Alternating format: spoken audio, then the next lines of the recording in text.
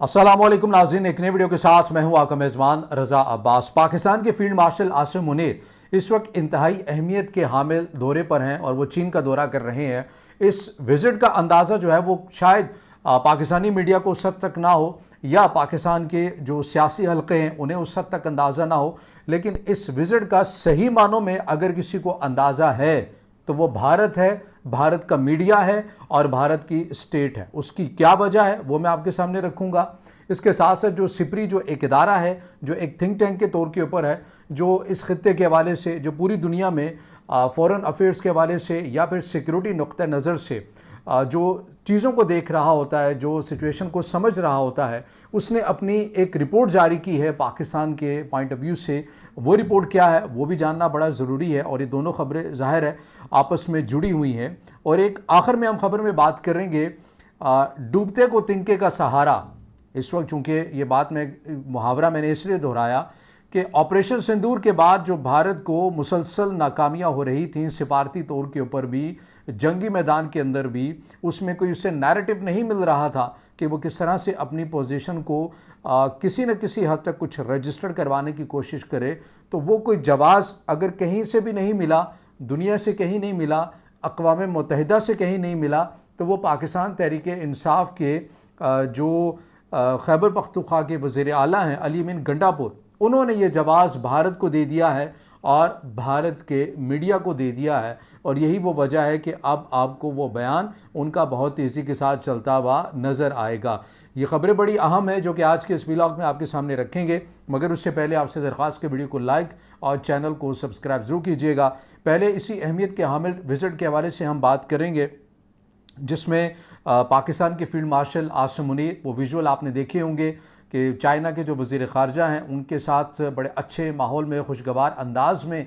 ये मुलाकात हुई है। मुलाकात में क्या डिस्कस किया गया है, एजेंडा क्या था, किस वजह से वो गए हैं। सबसे पहले एक चीज़ जो सामने आ रही है, ज़ाहिर है सिफारती तौर के ऊपर जिस तरह से चीन पाकिस्तान के साथ खड़ा रहा सिफारती पॉइंट ऑफ व्यू से, उसके ऊपर फील्ड मार्शल आसिम मुनीर की जानिब से शुक्रिया अदा किया गया है चीन का। इसके साथ साथ मुस्तकबिल के मंजरनामे के हवाले से जो बात चल रही है वो दो जो नुक्ते हैं आपके सामने रखने हैं। एक ये कि सी पैक के अंदर मज़ीद वुसअत देनी है और खैबर पख्तूनख्वा और बलूचिस्तान के अंदर जो बिगड़ती बदअमनी के जो वाक़यात बहुत तेज़ी के साथ हो रहे हैं, बदअमनी की जो सूरत हाल हम देख रहे हैं, उसको मिलकर काबू पाने के हवाले से एक मुनज़्ज़म और मरबूत किस्म का नेटवर्क बनाने की अब बातें हो रही हैं। ये आपके इल्म में है, हम इससे पहले भी एक वीडियो बना चुके हैं कि जिसमें आपको बताया था कि खैबर पख्तूनख्वा और बलूचिस्तान के अंदर ड्रोन्स जो पाकिस्तान इस्तेमाल कर रहा है और बड़े एक्यूरेटली जो पोजीशनों को मिसमार किया जाता है, जो बदअमनी के वाक़ात फैलाते हैं, उसमें टर्की का किरदार बड़ा कलीदी है और चाइना का इस नुक्ता नज़र से कि चाइना रियल टाइम डाटा जो इंटेलिजेंस रिपोर्ट है वो पाकिस्तान के साथ शेयर करता है कि यहाँ से कुछ मूवमेंट देखी गई है या यहाँ से कुछ अफ़गानिस्तान से कुछ अनासिर आना चाह रहे हैं आपके मुल्क के अंदर, दरअंदाज़ी की कोशिश कर रहे हैं, तो उन्हें टाइम से पहले ही उनके जो इरादे हैं उन्हें नाकाम बना दिया जाता है। अब इसके अंदर मज़ीद वुसअत देने की बात हो रही है, वो इसलिए कि चीन ये चाहता है कि अब सी पैक के काम को मज़ीद नेक्स्ट लेवल तक बढ़ा दिया जाए ताकि ये जो प्रोजेक्ट है ये जल्द अज जल्द मुकम्मल हो सके। एक तो इस हवाले से मज़ीद डिटेल डिस्कशन जारी है और इसके साथ साथ दिफाई पॉइंट ऑफ व्यू से HQ-19 जो चाइना का जदीद तरीन दिफाई निज़ाम है, जिसके बारे में कहा जाता है कि अब खला से भी अगर कोई मिसाइल दागें या कुछ भी आप हमला करें किसी भी मुल्क के ऊपर, तो इसके अंदर वो कैपेसिटी मौजूद है कि ये उस मिसाइल को भी या उस हमले को भी नाकाम बना सकता है। और ये इसके अंदर दीगर जो जदीद किस्म के जो निज़ाम है, ये मिसाइल हैं, अगर दागे जाएँ किसी दूसरे मुल्क से तो ये काफ़ी हद तक एक एडवांस सिस्टम है। इससे मुतल्लिक़ कहा जाता है कि ये जो अमेरिका का थर्ड जो दिफाई निज़ाम है जो उसने इसराइल को दिया, ये उसी से मिलता जुलता या उससे कुछ आपको अपग्रेड भी नज़र आता है। ज़ाहिर है थर्ड से मुतालिक जो दावा था कि वो हाइपरसोनिक मिसाइल को भी रोक सकता है, कहीं रोके भी, लेकिन बेशुमार ऐसे मिसाइल थे जो नहीं रुके। अब HQ-19 ग्राउंड में जब इसकी परफॉर्मेंस देखी जाएगी तो मालूम हो सकेगा, लेकिन HQ-19 से मुतालिक कहा जा रहा है कि अगले साल तक ये पाकिस्तान में इंस्टॉल कर लिया जाएगा और वो भी उससे मुतालिक जो डिस्कशन है वो भी इस एजेंडे के अंदर आपको शामिल नज़र आती है। एक और जो सबसे जो मेन चीज़ है वो ये है कि पाकिस्तान ने जो चाइना अमेरिका जो अपने मुफादात ज़ाहिर कर रहा है बलूचिस्तान से मुतल्लिक़ कीमती धातों से मुतल्लिक़, उससे मुतालिक पाकिस्तान जो है वो चाइना को भी एतमाद में लेना चाहता है। हमने इससे पहले भी कहा था और हम बार बार इसको कहते हैं कि चीन के इस हवाले से शदीद किस्म के कंसर्न है कि अगर पाकिस्तान अमेरिका के साथ ऐसे कुछ एग्रीमेंट करता है, लेकिन पाकिस्तान का ये मानना है कि अगर हम अमेरिका को इसके अंदर शामिल कर लें तो ये जो आलमी सतह की बलूचिस्तान के अंदर बैरूनी मुदाखलतें हैं या फिर प्रॉक्सी वार हैं वो किसी हद तक आपको कम होती हुई नज़र आएंगी और गवादर पोर्ट आपको मुकम्मल फ़ाल नज़र आ जाएगी। और फिर उसके बाद इसमें चाइना का भी फ़ायदा है, इसमें पाकिस्तान का भी फ़ायदा है और इसमें अमेरिका का भी फ़ायदा है। लेकिन अपनी जगह पर मौजूद हैं तहफ़्फ़ुज़ात चाइना के और इन तहफ़्फ़ुज़ात को भी जो एजेंडा है कोशिश ये की जा रही है कि इस मुलाकात के अंदर एड्रेस किया जा सके ताकि इन चीज़ों को दूर किया जा सके। CPEC फ़ेज़ 2 इसके मंसूबे बलूचिस्तान और खैबर पख्तूनख्वा ज़ाहिर इसके मुतालिक मैं आपको बता चुका हूँ। अब जो एक और जो सिपरी की रिपोर्ट है वो मैंने आपके सामने रखनी है, फिर आखिरी खबर के ऊपर आएंगे। ये एक बैनुल अक़वामी इदारा है और ये सिक्योरिटी नुक्ता नज़र से अपनी रिपोर्ट, अपनी एक जायज़ा रिपोर्ट, एक तज्ज़ियाती रिपोर्ट पेश करता रहता है। इसको इसी मुलाकात के तनाजुर में देखिए कि ये जो रिपोर्ट जारी इसने की है ये क्या है। इस रिपोर्ट के मुताबिक, इस इदारे के मुताबिक, सिपरी के मुताबिक कि 2020 से लेकर अब तक पाकिस्तान ने अपना 81% दिफाई हथियार चीन से हासिल किए हैं। इसी तरह सिपरी की ऑफिशियल रिपोर्ट के बाद ये भी सामने आई है कि पाकिस्तान दुनिया के उन 5 ममालिक में शामिल हो गया है जो सबसे ज़्यादा हथियार ख़रीदते हैं और इसका आलमी हथियार दरामदात में हिस्सा तकरीबन 4.6% बनता है। चीन ने हालिया बरसों में पाकिस्तान को जदीद लड़ाका हथियार, बहरी जहाज़, मिसाइल सिस्टम्स और रडार फ्राहम किए और ये ताउन मुसलसल आपको बढ़ता हुआ नज़र आ रहा है। तो इससे आपको ये भी अंदाज़ा होता है कि ऐसे इदारे की रिपोर्ट भी आना कि ये जो मुलाकात हो रही है मज़ीद दिफाई ताउन को मजबूत करने की बातें हो रही हैं और कोशिश ये करनी चाहिए, इसमें कोई शक नहीं है कि कोई भी मुल्क है उसे अपनी हिफाजत का सामान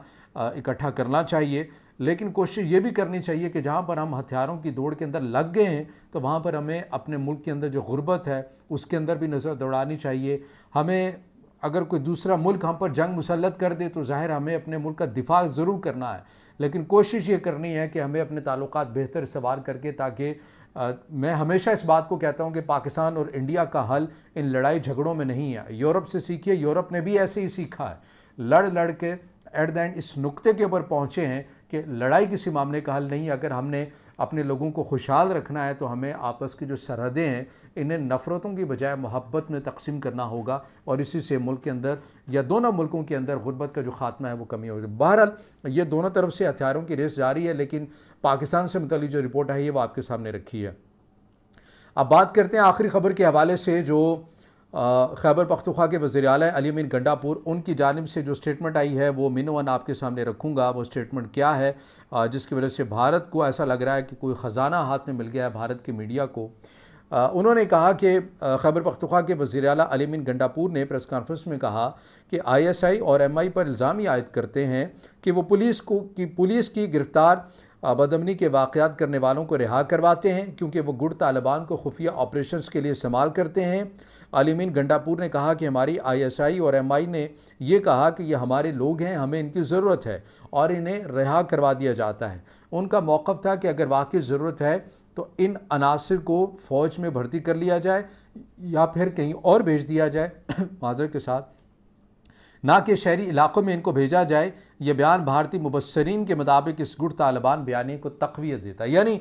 अली अमीन गंडापुर साहब ये कह रहे हैं कि खैबर पख्तूनख्वा की जो सख्त सूरत हाल है वो ख़ुद फ़ौज ने ख़राब की है।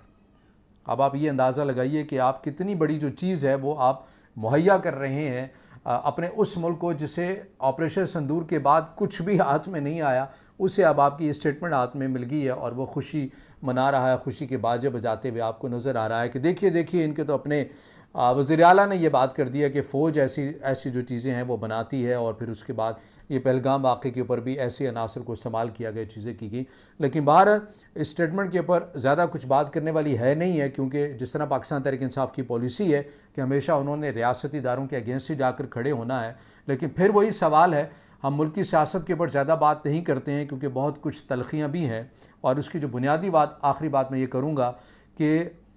इसी जमात को लाने वाले भी यही इदारे हैं और इस जमात की हर तरह की पुष्पनाही करने वालों भी इन्हीं इदारों का हाथ आपको मिलता है। अब ज़रूर इनकलाबी बन गए हैं, लेकिन इनकलाबी तब तक बने हैं जब तक कोई रियासती इदारा इनके सर के ऊपर हाथ ना रखने। और ये ऐसा नहीं है कि फ़कत पीटीआई ही की मैं बात कर रहा हूँ। आपने नून लीग की रविश को देखा होगा कि जब पाकिस्तान तहरीक इंसाफ की हुकूमत थी तो उस वक्त